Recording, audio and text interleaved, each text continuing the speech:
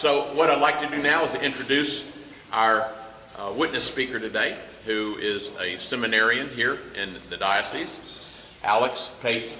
And I want you to know that, I did not have anything to do with his leg.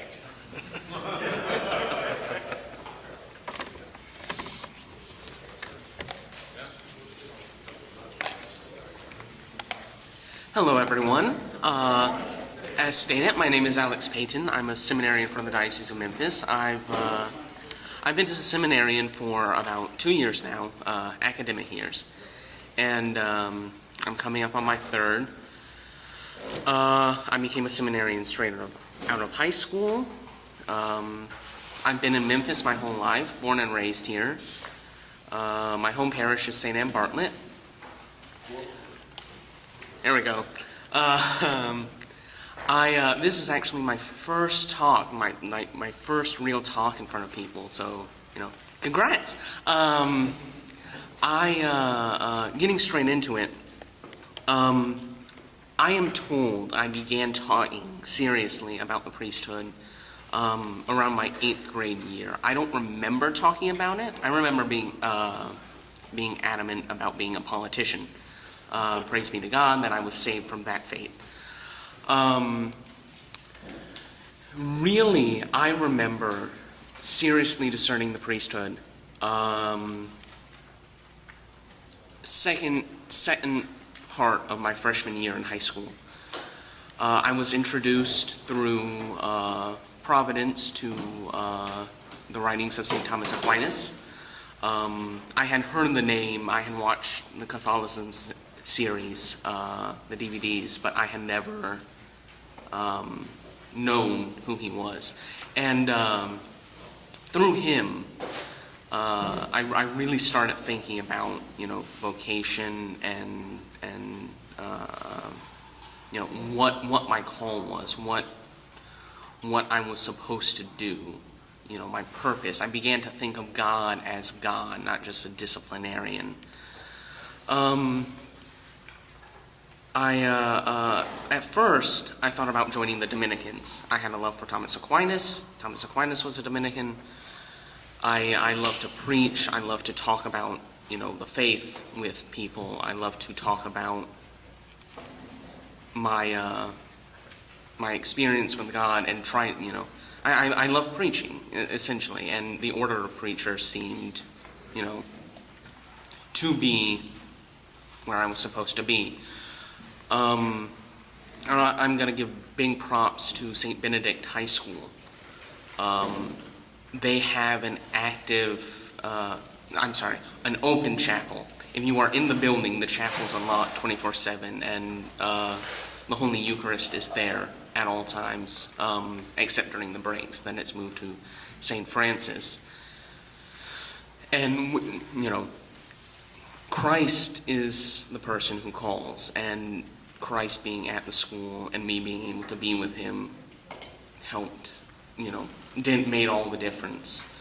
By my second semester, my sophomore year, so about a year later, Ash Wednesday, every Mass I went to, my intention was for my vocation, not necessarily to become a Dominican, but just what was I supposed to do? I would do it if I was just told what to do, and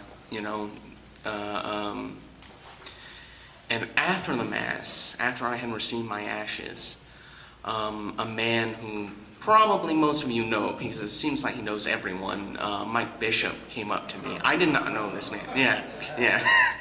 I did not know him.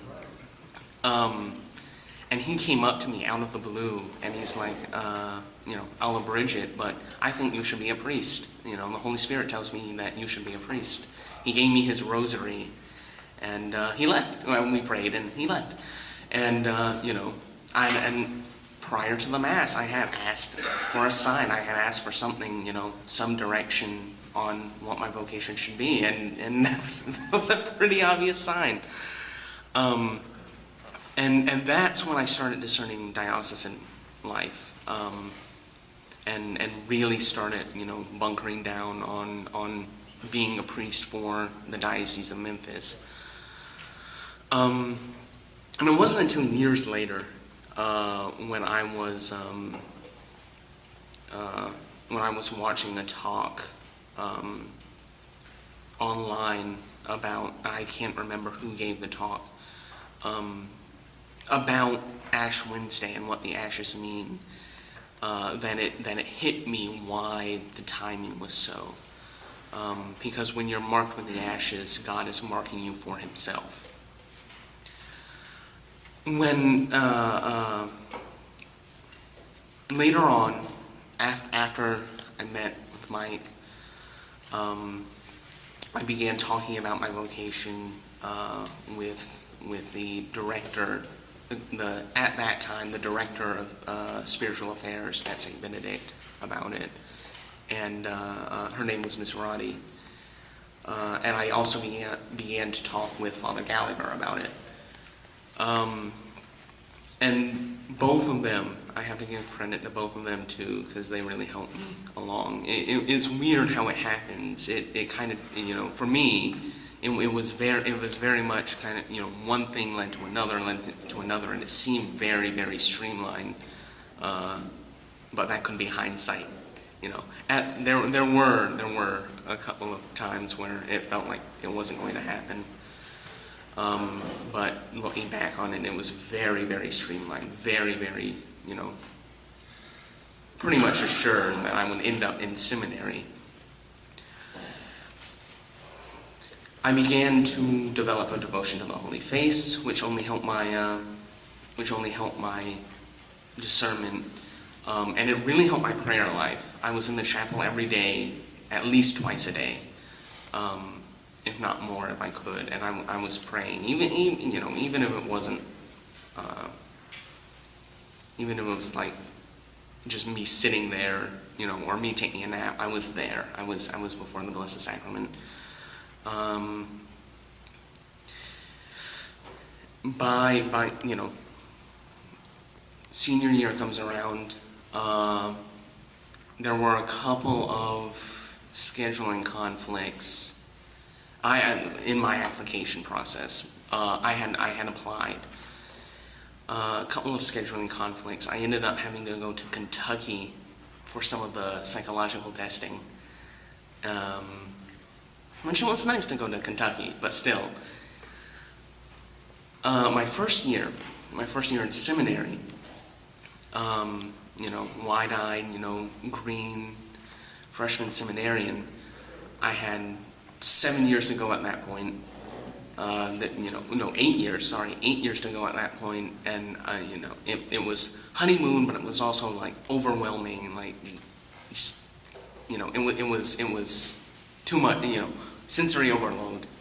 And I was at a different seminary than I am currently at. I was at St. Joseph's in Covington, Louisiana, run by the monks. And it was there that I really learned. They don't tell you this stuff when you sign up. It was there that I really learned that discernment is very, very active, especially in the first 4 years. That when you join up for seminary, you don't know where you're going to end up. The church doesn't know. No one knows whether or not you'll make it through until you get the letter from the bishop your last year. That's what they tell us. You have to discern. You can't stop praying. And so I didn't. And they worked my butt. That was a lot of my prayer, and a lot of it was just offering up,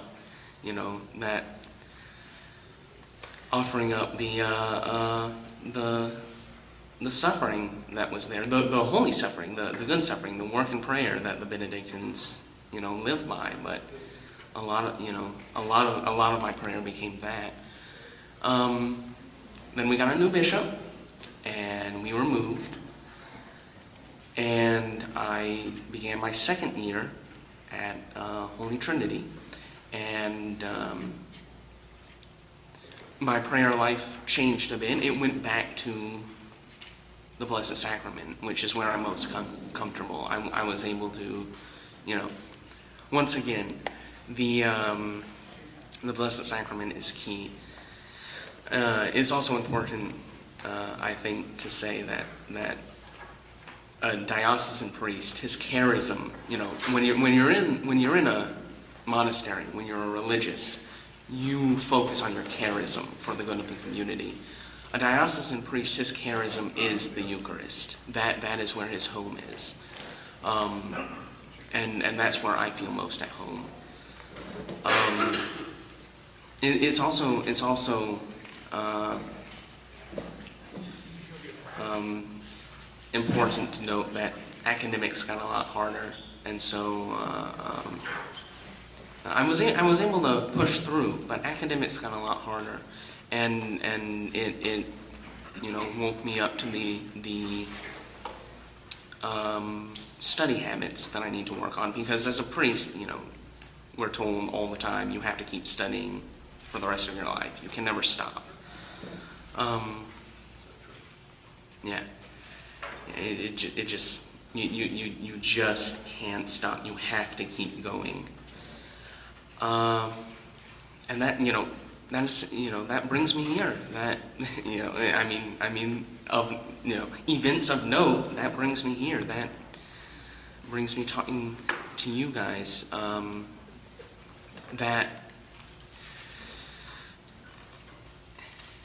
And like I said, it seems streamlined, but I don't know how I got here. I really don't. Divine providence is incredible, and for me, everybody has a different experience with God, but for me, it flashed before my eyes, and all of a sudden, I'm here, and like I said, I'm still discerning. I'm taking my time. I'm continuing to pray, and I'm continuing to walk with Christ. And I'm going to continue walking with Christ. And if that leads me to the priesthood, then I hope to serve you all as a priest. And if it doesn't, then I will serve this diocese however he wants me to serve it.